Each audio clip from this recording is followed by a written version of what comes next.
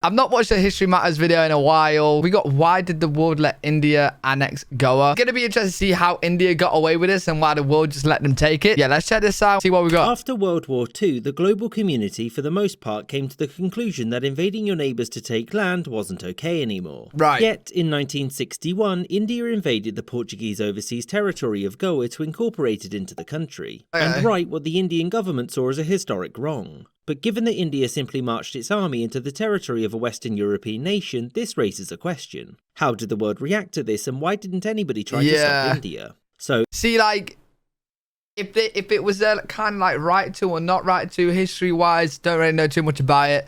But like the fact that the world just had a world war and they're like, okay, no one can invade or like, send your military to another country, neighboring country to take it, right? You got to go through the right ways of getting it, etc., etc., etc.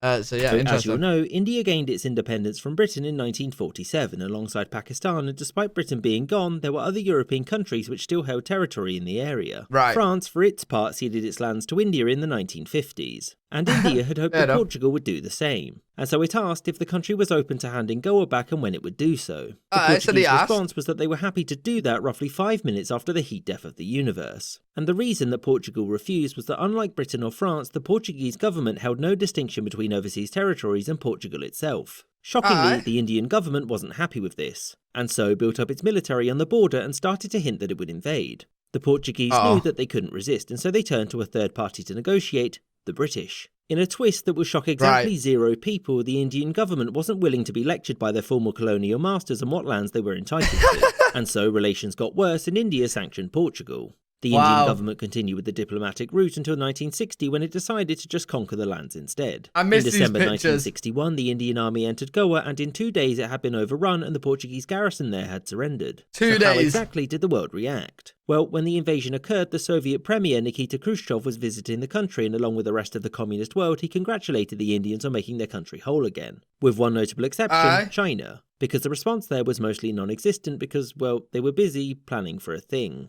But as for the rest of the world, well, the Portuguese of course were none too pleased, but they had one trick up their sleeve. NATO. The hope was that since Portugal saw Goa as a part of the country proper, NATO would do the same. Right, okay. Not. Instead, most NATO nations condemned the invasion, demanded that India withdraw, and some placed India under sanction. Britain was less harsh in its condemnation and largely blamed Portugal for not accepting the inevitable. But beyond this, there was nothing the world really could do. No nation in NATO cared to do more than the absolute bare minimum to defend the dying Portuguese Empire, and India knew this. Furthermore, it was difficult for Portugal or its allies to retaliate because the overwhelming majority of Goa's population wanted to join India. To be fair, I'm getting the idea, well, I could be wrong, but I don't think I am. So, like, that was a part of India anyway. And I think all the other countries was like, they kind of knew that they was like, well, it kind of was theirs. You know what I mean?